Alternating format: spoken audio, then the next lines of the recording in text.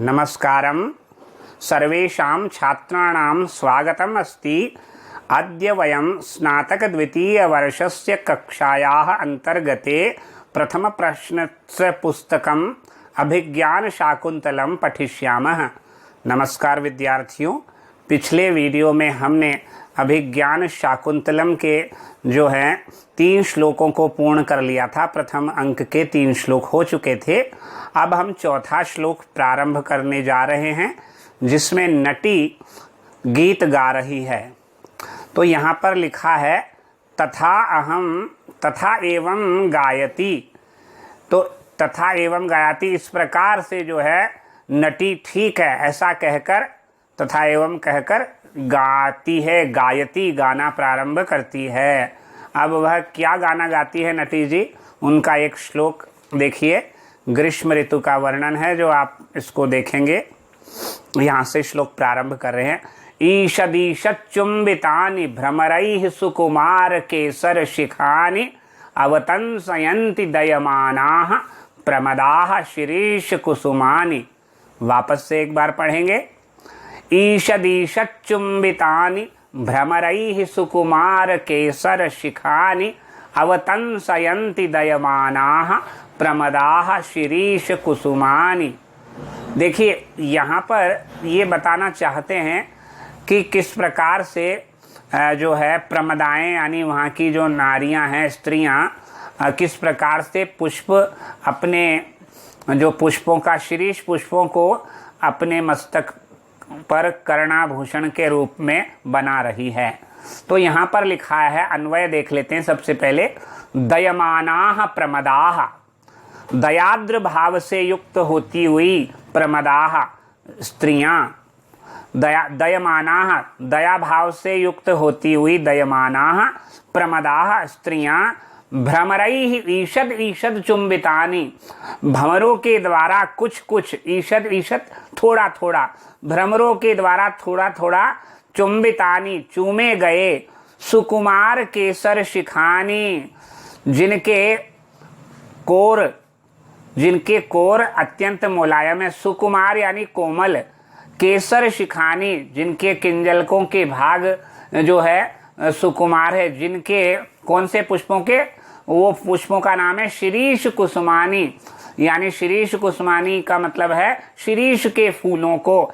अवतंसयन्ति कर्ण का आभूषण बना रही है, कानों का आभूषण कर्णभूषण बना रही है। तात्पर्य क्या हुआ? प्रमदाः अर्थात नार्यः, दयमानाः दयालवः सन्त्यः, भ्रमरैः अर्थात मधुपैः, ईषद ईषत् अर्थात अल्पम अल्पम, यथा स्यात् तथा चुम्बितानि सुकुमाराः यानी मृदवः, केसराणां किंजलकानां शिखाः येषां तादृशानि शिरीष कुसुमानि शिरीषाख्य पुष्पाणि अवतंसयन्ति कर्णभूषणं कुर्वन्ति। तात्पर्य क्या हुआ? भ्रमरों द्वारा थोड़ा थोड़ा चूमे गए पुष्प, चूमे गए किनके द्वारा? भंवरों के द्वारा चूमे गए। तो यहाँ पर इस श्लोक का अगर हम पूरा अच्छे से अगर समझेंगे तो किस प्रकार से इसका जो है अनुवाद होगा, इसको हम एक एक शब्दों के द्वारा वापस देखते हैं। अभी जैसे देखा था उसी प्रकार से इसको पुनः देखेंगे। तथा तो यहाँ पर लिखा है किस प्रकार से स्त्रियां, प्रमदाः स्त्रियां, दया करती हुई, दया भाव से युक्त होती हुई, दयमानाः शिरीष कुसुमानि, शिरीष के फूलों को। अब शिरीष के पुष्पों की क्या विशेषता है? जिन्हें भंवरों ने थोड़ा थोड़ा चूमा है। तो यहाँ भ्रमरों ने जिन्हें जो थोड़ा थोड़ा चूमा है उसका ईषत ईषत चुम्बितानि भ्रमरैः, ठीक है, थोड़ा थोड़ा चूमा है। और जिनके तंतु के शिखर, जिनके तंतुओं के सिरे, शिखर मतलब सिरे, कोने, कोरे, जो तंतुओं के शिखर मुलायम हो गए, मृदवः, मुलायम के लिए यहाँ पर शब्द आया है ना। तो शिरीष कर्ण, ऐसे फूलों को, ऐसे शिरीष के फूलों को कर्णभूषणम, कर्ण का आभूषण, उसके लिए शब्द है कर्णभूषण। अवतंसयन्ति कर्णभूषण बना रही है। ऐसा कर्णभूषण अपने आभूषणों को बना रही है। दयमानाः प्रमदाः भ्रमरैः ईशत ईशत चुंबितानि सुकुमार केसर शिखानि, कोमल के लिए सुकुमार आया, सुकुमार केसर शिखानि शिरीष कुसुमानि अवतंसयन्ति। यहाँ पर हमारा श्लोक अर्थ सहित हो जाता है। कुछ शब्दों की व्याख्या यहाँ पर देख लीजिए। यहाँ पर एक शब्द आया है भ्रमर, भ्रमर द्वारा थोड़ा थोड़ा चुंबन, ये दुष्यंत से मिलन की ओर संकेत करता है। दयालु पद जो है, दयालु के लिए यहाँ पर आया दयमानाः, तो दयालु पद अप्सरा द्वारा रक्षण सूचित करता है। और एक पुष्प का वर्णन यहाँ पर आया है शिरीष, तो उसके विषय में ये कहते हैं शिरीष अत्यंत कोमल, इसके बारे में थोड़ी जानकारी आपको बता देता हूँ। शिरीष अत्यंत कोमल पंखुड़ियों वाला और कर्णभूषण जैसा होता है। कालिदास जी ने कुमार संभवम में कहा है कि पदम सहेत भ्रमरस्य पेलवम शिरीष पुष्पम न पुनः पतत्रिणः, यानी शिरीष पुष्प भंवरे के पैर को तो सहन कर सकता है, पक्षी के प्रहार को सहन नहीं कर सकता। यहाँ पर दयमाना का अर्थ शिरीष का पुष्प दया करती हुई अतः संभाल कर कर्णभूषण बनाती हैं। भंवरे ने थोड़ा थोड़ा चूमा है। कहीं कहीं यहाँ पर ये बताया गया है कि शकुंतला से दुष्यंत का प्रेम और फिर निर्मोहिता का करुण संकेत भी इस श्लोक से प्राप्त हो रहा है। तो यहाँ पर पूर्ण रूप से अगर महत्वपूर्ण बात है तो 3 बातें उभर कर आती हैं। वो कौन सी? शकुंतला, दुष्यंत और अप्सरा की पूर्व सूचना के द्वारा क्रमशः शिरीष, भ्रमर और प्रमदाह शब्द का से सूचित किया गया है। ये 3 घटनाएं हैं। पहला तो शकुंतला, दूसरा दुष्यंत और तीसरा अप्सरा। इनकी पूर्व सूचना किन शब्दों के द्वारा दी गई है? शिरीष। शकुंतला की तो सूचना शिरीष पुष्प के द्वारा दी गई है। भ्रमर की सूचना दुष्यंत के द्वारा दी गई है, तो मतलब भ्रमर शब्द से दुष्यंत की सूचना दी गई है। और प्रमदाह शब्द जो है, भ्रमर और प्रमदाह शब्द जो है, प्रमदाह किसके लिए आया है? यहाँ प्रमदाह सूचना के शिरीष क्रमशः भ्रमर और प्रमदाह आए हैं। इस प्रकार यहाँ पर चित्रित।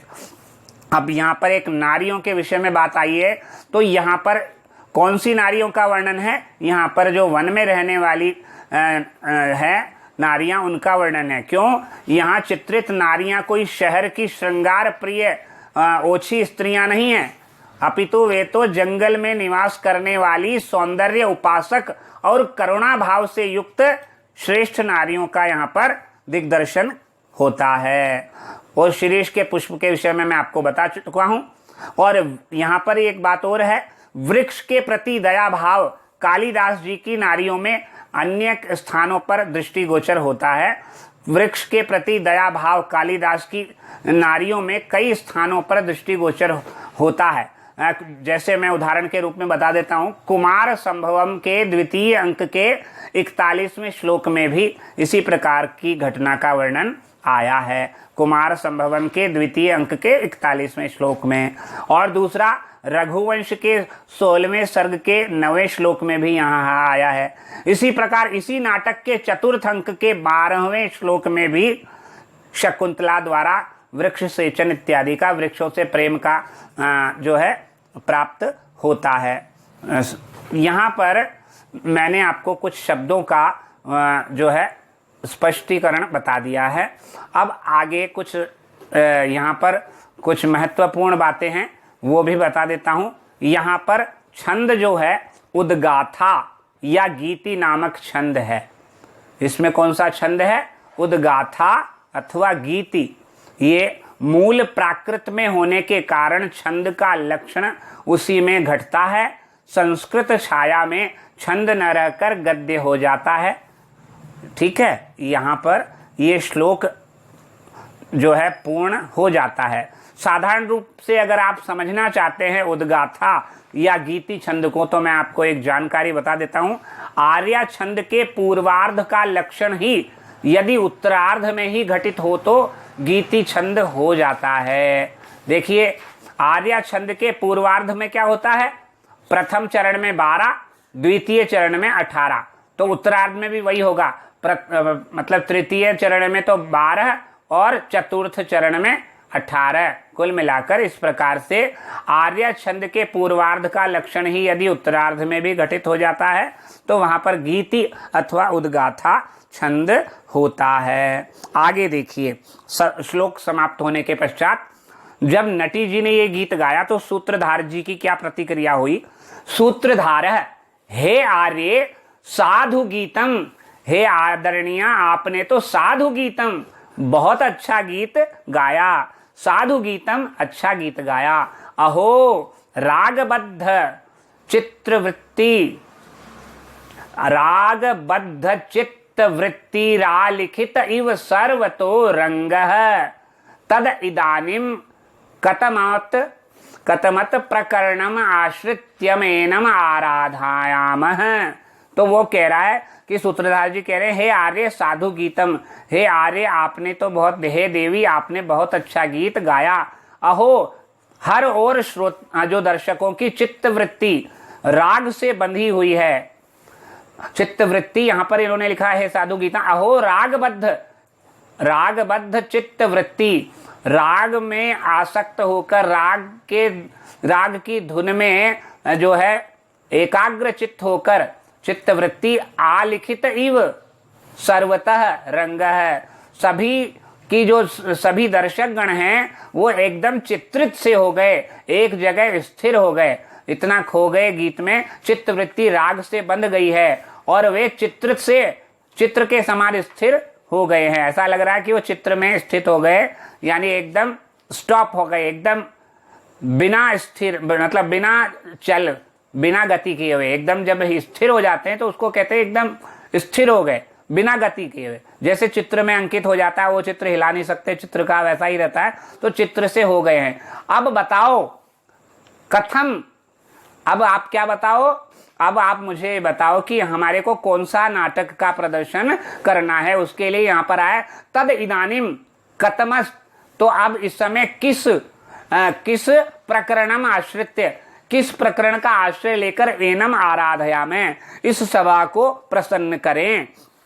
तो अब आप बताइए हमें किस प्रकरण को लेकर इन सभी सभासदों का, इन दरबारियों का मनोरंजन करूं। अब मैं किस प्रकरण को आधार बनाकर इस सभा में बैठे हुए जनता का मनोरंजन करूं, यहाँ पर ये बताया गया है। अब आगे जो है वो यहाँ पर एक श्लोक आता है, उस श्लोक के बारे में हम पढ़ लेते हैं। तो नटी जी क्या कह रही है, तो नटी जो कह रही है उसको आप सुन लीजिए। उसका उत्तर नटी देती है सूत्रधार जी का कि किस प्रकरण को आधार बनाकर इनका मनोरंजन किया जाए। तो नटी बोल रही है,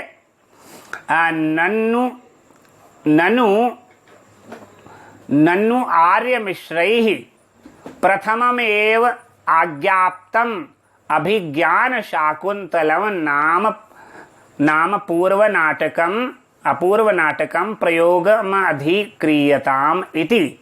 उन्होंने कहा कि देखिए वापस से पढ़ लेते हैं।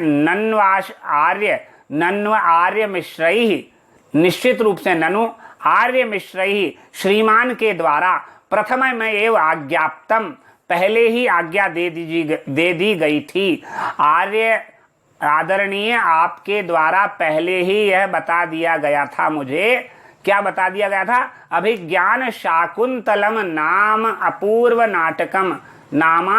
नाटकम प्रयोगे अधिक्रियताम, कि हमें आपने पहले ही बता दिया था कि क्या बता दिया था? अभिज्ञान शाकुंतलम नामक अभूतपूर्व नाटक जिसके बारे में आपने पहले बता दिया था, उसी का अभिनय करना है, अभिनीत करना है, हमें उसी का अभिनय यहाँ पर प्रस्तुत करना है। अभिज्ञान शाकुंतलम नामक अपूर्व नाटक, अनोखे नाटक का यहाँ पर प्रस्तुतिकरण करना। ये आपने हमें को आर्य मिश्र पूर्वमेव आज्ञाप्तम, पहले ही आपने हमें बता दिया था। तो पहले ही बता दिया था। तो सूत्रधार क्या कहते हैं, हे आर्य सम्यग अनुबोधितो अस्मि, हे आदरणीय आप, हे देवी जी आपने तो सम्यग ठीक ही अनुबोधितो, मुझे ठीक ही याद दिलाया, मुझे आपने उचित ही याद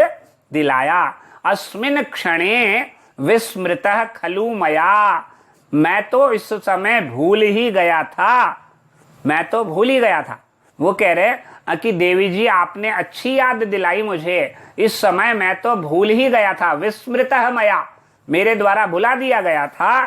क्योंकि, क्यों भुला दिया गया था, इसलिए यहां पर लिखा कुतः, क्योंकि। एक बार फिर वापस से देखिए, सूत्रधार कह रहा है हे आर्य सम्यग अनुबोधितो अस्मि, मुझे आपने अच्छे से याद दिलाया। अस्मिन क्षणे, इस क्षण में तो, इस समय तो, विस्मृतः खलु मया, मैं निश्चित रूप से भूल ही गया था। कुतः, क्योंकि, क्यों भूल गया था, क्योंकि। अब मैं भूल गया था, क्यों भूल गया था, तो यहां पर एक पुनः श्लोक आ जाता है, पुनः श्लोक आ जाता है। इस श्लोक को हम अगले वीडियो में करेंगे, क्योंकि यह श्लोक वीडियो लंबा हो जाएगा, इसलिए इस पंचम श्लोक को समाप्त अगले वीडियो में किया जाएगा। तब तक के लिए नमस्कार, धन्यवाद।